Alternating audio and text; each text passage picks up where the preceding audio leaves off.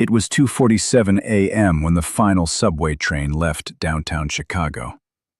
Only one passenger remained inside. A young woman in a red coat, silent, motionless, watching everyone. The strange part, according to police records, she had died 3 days earlier. But that night, the train cameras still captured her sitting there. And what happened to the driver after that became one of the most terrifying mysteries Chicago had ever seen. But before we continue, subscribe to StorySnap US for more dark mysteries, true crime stories, and terrifying late-night cases. Now, turn off the lights, and let's begin. Chicago never truly slept.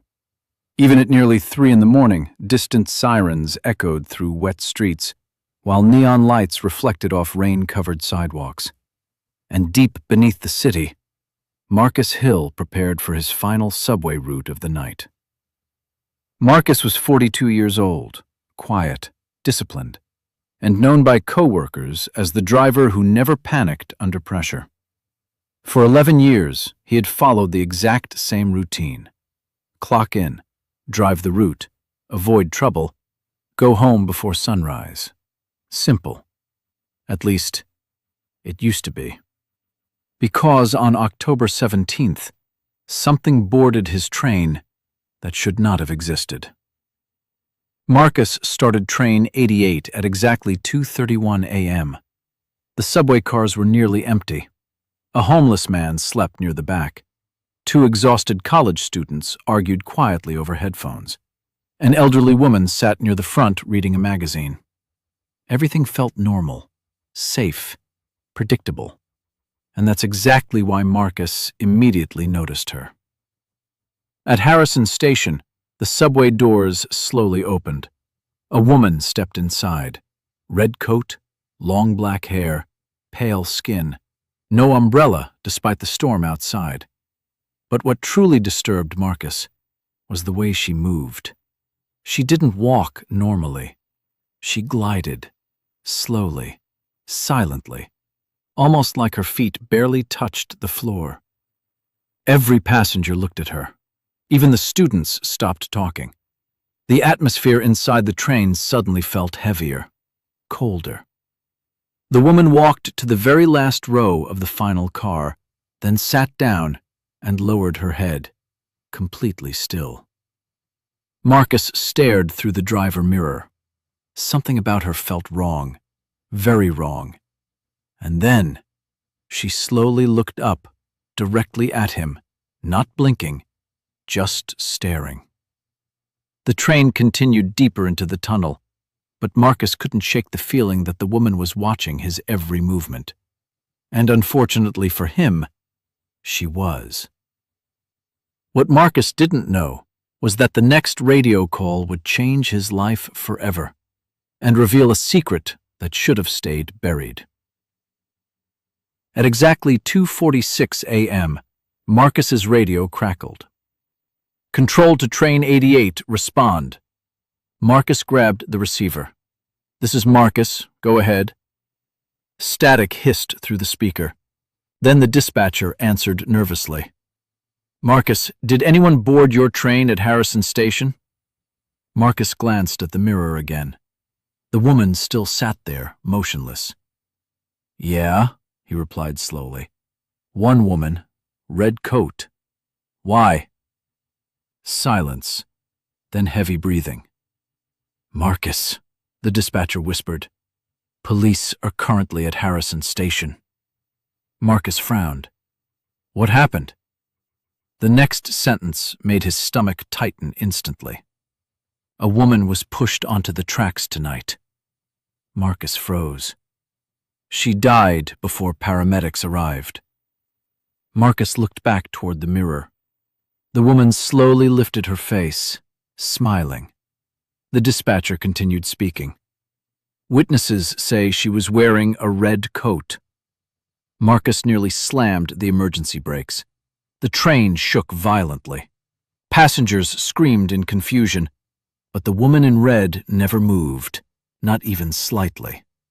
Marcus whispered, That's impossible. Then suddenly, the train lights flickered, once, twice, then complete darkness swallowed the subway. For 3 long seconds, nobody moved, nobody breathed. Then the lights returned, and the woman was gone. Her seat sat completely empty. Marcus's heartbeat accelerated. He checked every monitor. Nothing. No sign of her anywhere. Then, knock. Marcus nearly jumped. A slow knock came from behind the driver cabin door. Knock. Another one. Then a soft female voice whispered, "Open the door." Marcus felt ice run through his veins, because the voice sounded exactly like the woman in red. At that moment, Marcus realized this wasn't simply a disturbed passenger. Something impossible had entered his train, and the worst was only beginning. Marcus refused to turn around. His hands shook against the controls. Another knock echoed through the cabin, slow, patient. "Open the door." The voice sounded wet, like someone speaking underwater. Marcus grabbed the emergency radio again. Only static answered.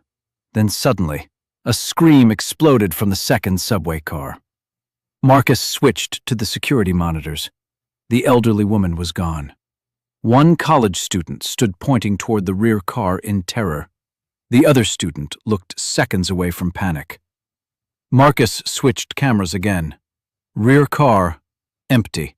No woman in red, but something else appeared instead. Words slowly formed across the fogged subway window. "Let me in." Marcus immediately slammed the emergency brakes. The train screeched to a stop inside a dark underground tunnel. Passengers panicked instantly. The remaining student ran toward the driver cabin. "There's someone outside the train!" Marcus looked through the side window, and his blood froze. The woman in the red coat stood inside the tunnel darkness, smiling, completely still.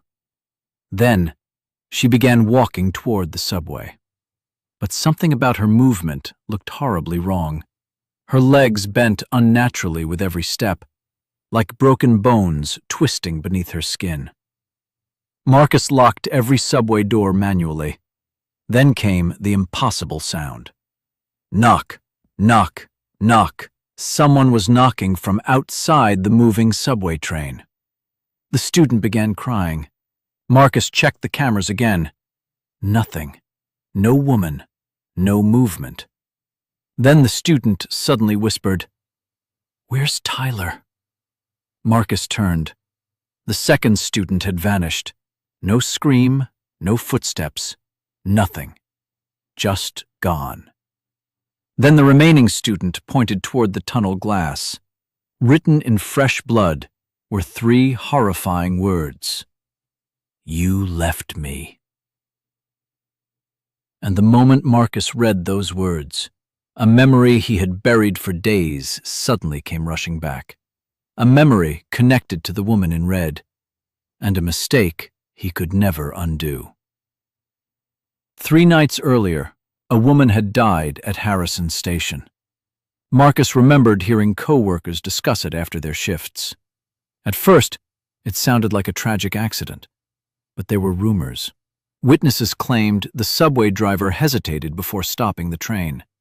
Some believed that hesitation cost the woman her life. And suddenly, Marcus remembered the truth. That driver had been him. The memory hit him like a hammer. Rainy platform, crowded station, a scream, a woman falling onto the tracks. Marcus remembered seeing her desperately trying to climb upward, but for one terrible second, he froze, because he thought someone else would stop the train first. That single hesitation changed everything. The train struck her before emergency brakes fully activated. Marcus never forgave himself after that night, and now something had come back for him. The subway lights flickered again, then every monitor activated at once. All cameras now showed the same image. the woman in red, standing directly behind the driver cabin, smiling. Her face looked horribly damaged now. Blood covered half her head. One eye hung unnaturally low. And then she whispered through every speaker simultaneously, "You watched me die." The remaining student screamed.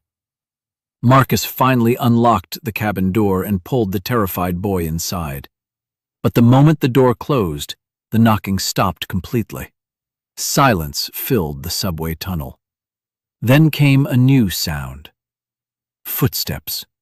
Slow footsteps moving across the roof of the train, one step at a time, above them.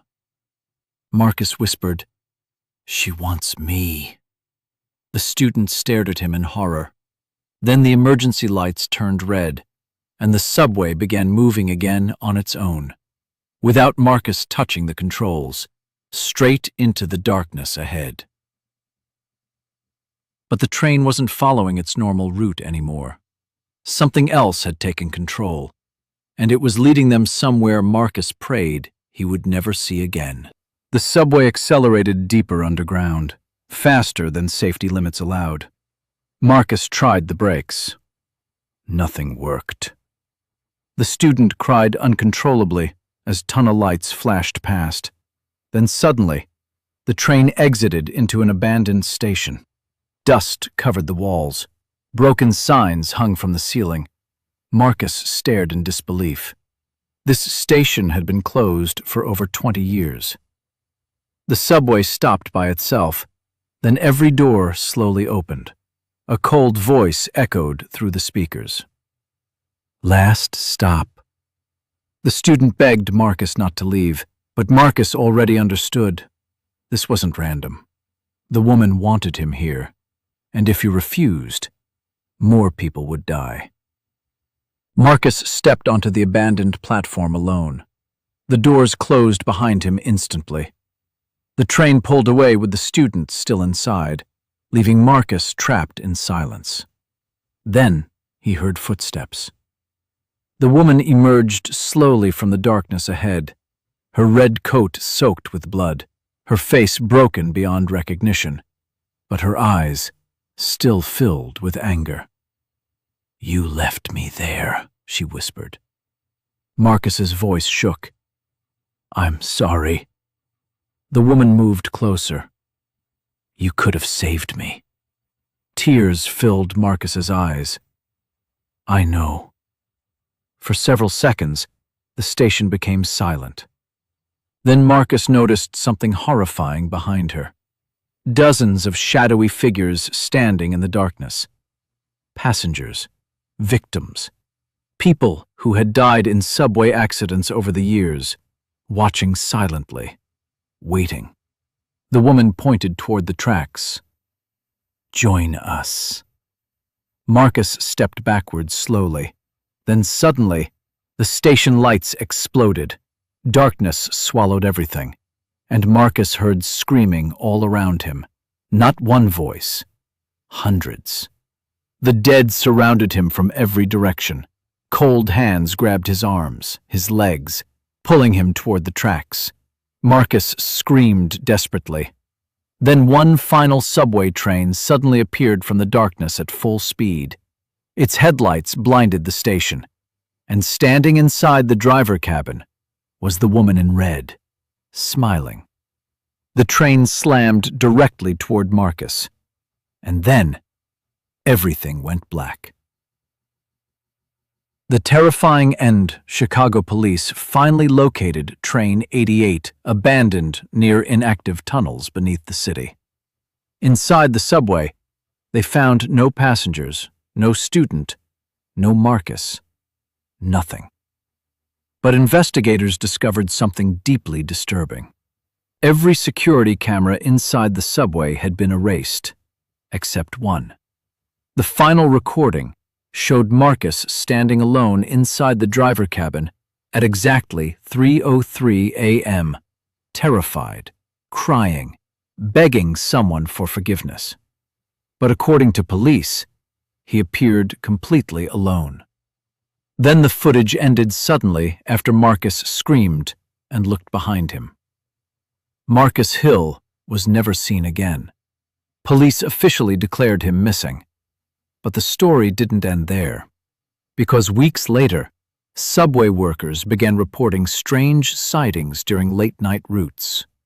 A woman in a red coat, sitting silently in the final subway car, watching passengers, waiting. And according to multiple drivers, if she ever looks directly at you, someone disappears before the train reaches the next station. So if you ever find yourself alone on the final subway train late at night, and you notice a silent woman in red sitting behind you, do not look into her eyes. And whatever happens, never let her enter your cabin. Because some passengers never leave the train. If you enjoyed this terrifying mystery story, subscribe to Story Snap US for more dark true crime stories, horror mysteries, and late-night cases every week. And remember, some stories are safer not knowing.